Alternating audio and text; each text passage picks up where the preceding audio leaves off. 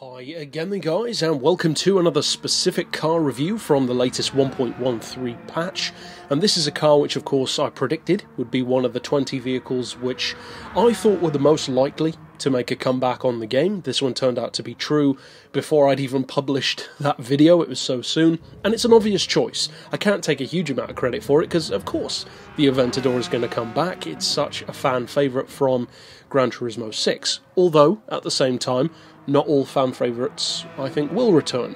I don't think that some of the cars that I love the most from the franchise will necessarily come back. Stuff like the Chaparral 2J. Obviously, I hope that it does, but I wouldn't be surprised if it doesn't. However, this car is a much more obvious choice. It's a newer vehicle, comparatively speaking.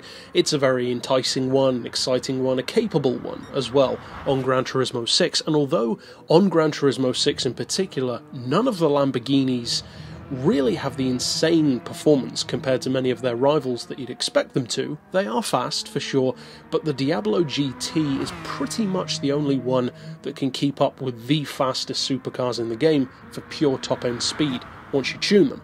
Most of the other Lambos are actually kind of underwhelming when it comes to top-end speed, especially if you compare them to Ferraris or even something like a Corvette or a Viper in the game.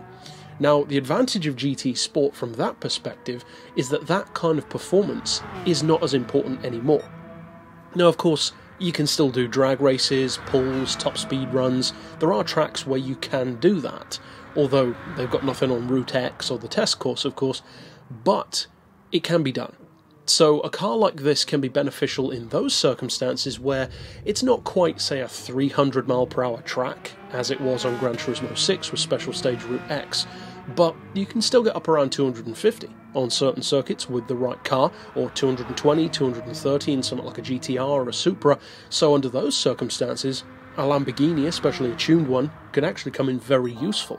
Or, as in this case, as a track car, because this vehicle on Gran Turismo 6 was not a super challenging one, but not quite as beginner-friendly as many people hoped it would be, or at least subconsciously seemed to assume it would be.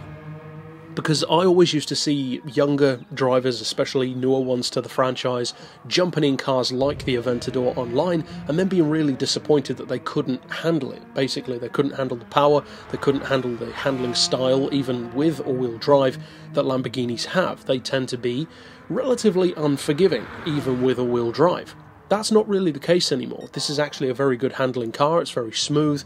I haven't heavily modified this one, it's running 690 horsepower, which is stock of course, but I have dropped the weight a little bit, but basically just by moving the slider down. I haven't actually upgraded the weight.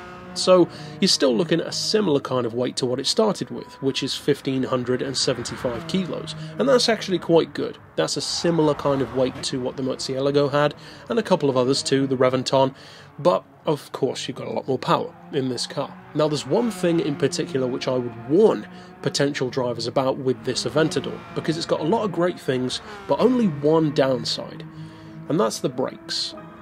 Now, I know that I talk about Group X a lot on the channel, but there is another thing which I think is even more important and even more strange than Group X, and it's something which I have discussed in the past, but cars like this bring it back to the forefront of my mind, and that is that it's so strange that you cannot upgrade the brakes on the cars in this game, especially when you can do other things like weight loss, power upgrades, diff tuning, gearbox tuning, suspension tuning. It's so weird that you could say the most important part of all of that, the brakes, because it doesn't matter how well you can corner if you can't slow down, cannot be tuned and cannot be upgraded. That's very strange. Now, of course, that's not the first time in the franchise that we've had that. In Gran Turismo 5 we had the same problem, but you didn't notice it as much back then, or at least I didn't. Now, because the physics are more realistic, and scrubbing off speed isn't quite as easy as it used to be, you do notice, for sure. And this car is a prime example of that. You have to brake. I would say that for this Aventador, I would recommend braking around a second to a second and a half earlier than you think you need to. Because you approach a corner, again subconsciously knowing, if you're a more experienced driver of course, when you need to brake. In pretty much any car, you can just get a feel for it very quickly. then in other cars that just doesn't work, because the run-on carries on, the weight of the car, grip or lack thereof, brakes that are too weak, a number of variables come into play, and that's certainly the case here. The brakes do feel a little weak, to be fair, and it's the car's only downside. Now, apart from that, there have definitely been some improvements to the vehicle. The sound, for instance, it didn't sound bad on Gran Turismo 6, but it sounds way better now. Now, to give you some perspective of what this car can do, this one that I'm driving is, of course, in the N700 class. That's the standard power.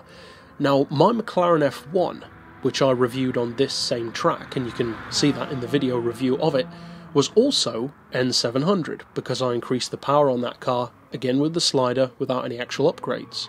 This Aventador is only 2 seconds off the pace of that McLaren around this track. That's impressive for a car that is nowhere near the track machine, and certainly nowhere near the legend that the McLaren F1 is. I was actually quite impressed that the Aventador was capable of that. Not necessarily as consistently as the McLaren, and of course that is something to bear in mind, but it can do it. And of course with the right driver, you could take it even quicker. Although, the same could be said about the McLaren. So overall, I think that this car has been well represented in the game. It's a lot of fun to drive. The graphics look even better, of course, the interior lighting is better. The fact that you can paint stuff like the carbon aspects of the bodywork is always nice, and you can see that I've done that on this one. Overall, it's a good experience driving the car. I like it more now than on Gran Turismo 6, because I've never been an Aventador fan, and I'm not a huge Lambo fan in general, but I do like their cars, I just don't love them. So I think if you are a fan of the car, and especially if you already were on Gran Turismo 6, I think you're going to like it now. It's not quite as crazy as it was back then, and of course we don't have those massive Liberty Walk style body kits almost, but we do have a more accurate representation of how the car should feel, look and sound in the game. And who knows down the line what else we might get in the game in the way of visual tuning. I don't expect to have much, but you never know. They could bring something along. So overall, I think if you do like it, you won't be disappointed, but it is very, very important to acknowledge and remember that the brakes are not as powerful as you're expecting them to be. But that's it for this pick overall. Of course, I'll see you guys next time, and for now, as always, thanks for watching.